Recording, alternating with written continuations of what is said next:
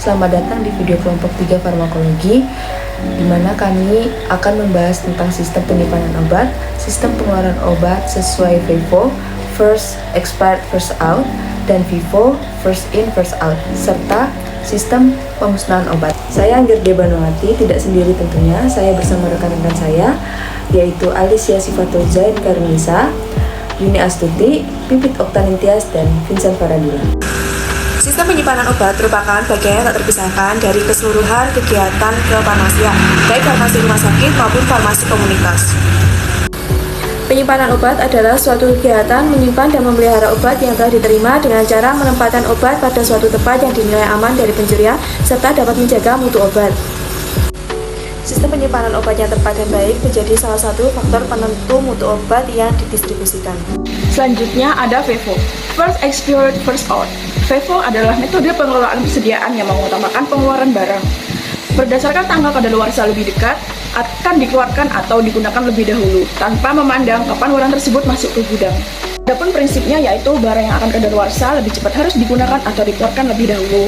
Yang kedua, meminimalkan risiko barang kadaluarsa di gudang. Contoh, terdapat 2 stok obat A, kadaluarsa 01 Februari 2025, obat B kadaluarsa 01 Februari 2025. Meskipun obat A lebih dahulu masuk ke gudang, obat B harus dikeluarkan lebih dahulu karena tanggal kadaluarsanya lebih dekat.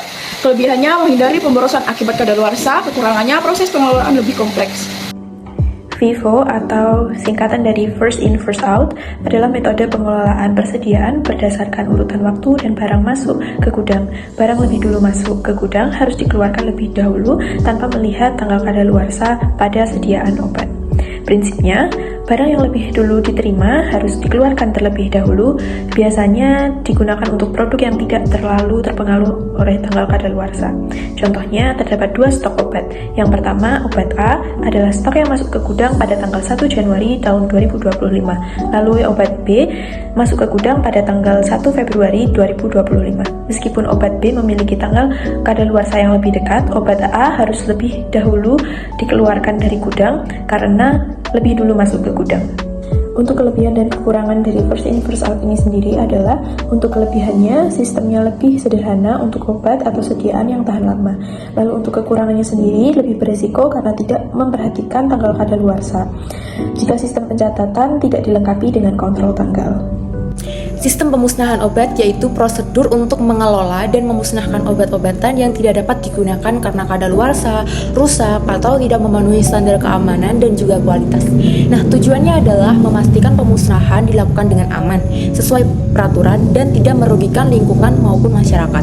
Lalu tahapan-tahapan sistem pemusnah obat, yang pertama ada identifikasi dan pemisah obat, yaitu obat-obatan yang akan dimusnahkan itu diidentifikasi berdasarkan alasan pemusnahan. Nah, alasannya yaitu pertama, kadaluarsa, yaitu melebihi tanggal dari kadaluarsanya. Lalu yang kedua adalah rusak. Ini maksud dari rusak itu seperti kemasan rusak, terkontaminasi, atau perubahan fisik seperti perubahan warna dan juga bau. Lalu yang ketiga ada ditarik dari peredaran. Nah, karena kesalahan produksi atau pelarangan peredaran oleh otoritas. Lalu yang nomor 2 itu ada pencatatan dan pelaporan. Nah, setiap obat yang akan dimusnahkan itu dicatat seperti nama obat, nomor batch atau lot, dan tanggal kadaluarsa dan juga jumlah obat. Nah, laporan ini dibuat untuk mendapatkan persetujuan dari pihak berwenang seperti Dinas Kesehatan atau Badan Pengawas Obat dan Makanan atau disingkat menjadi BPOM. Lalu yang ketiga ada persetujuan pemusnahan. Nah, pemusnahan obat itu harus mendapatkan izin atau pengawasan dari otoritas terkait seperti Dinas Kesehatan atau BPOM. Nah, hal ini itu untuk memastikan bahwa proses pemusnahan sesuai regulasi. Lalu yang keempat ada pelaksanaan pemusnahan. Nah, pelaksanaan pemusnahan ini dilakukan sesuai metode yang aman bagi manusia dan juga lingkungan. Ada beberapa metode yang umum digunakan. Nomor 1 itu adalah insinerator. Insinerator adalah obat itu dibakar di dalam insinerator khusus dengan suhu yang tinggi. Lalu yang kedua adalah landfill terpadu. Landfill terpadu itu obat dicampur dengan bahan lain agar tidak dapat digunakan kembali, lalu dikubur di tempat pembuangan khusus. Lalu yang nomor 3 ada deaktivasi kimiawi. Deaktivasi kimiawi itu obat dilarutkan dengan bahan kimia tertentu sehingga obat itu tidak aktif lagi sebelum dibuang. Lalu yang terakhir yang keempat autoclave, yaitu sterilisasi menggunakan uap panas tekanan tinggi untuk menghancurkan obat-obat yang berbahaya. Nah, lokasi pemusnahan obat ini pastinya tidak sembarangan, dan di tempat yang memiliki izin yang khusus. Lalu yang nomor 5 yaitu dokumentasi dan sertifikasi. Yang dimaksud dari dokumentasi dan sertifikasi yaitu setelah pemusnahan selesai, itu dibuat laporan lengkap tentang prosesnya, termasuk metode dan jumlah obat yang dimusnahkan. Nah, sertifikasi ini adalah pemusnahan obat dikeluarkan oleh pihak yang berwenang. Nah, peraturan terkait di Indonesia yaitu yang pertama Undang-Undang Nomor 36 Tahun 2009 tentang Kesehatan. Yang kedua, Peraturan Menteri Kesehatan Republik Indonesia Nomor 35 Tahun 2014 tentang Standar Pelayanan Kefarmasian. Lalu yang ketiga, BPOM sebagai badan pengawas pelaksanaan pemusnahan obat.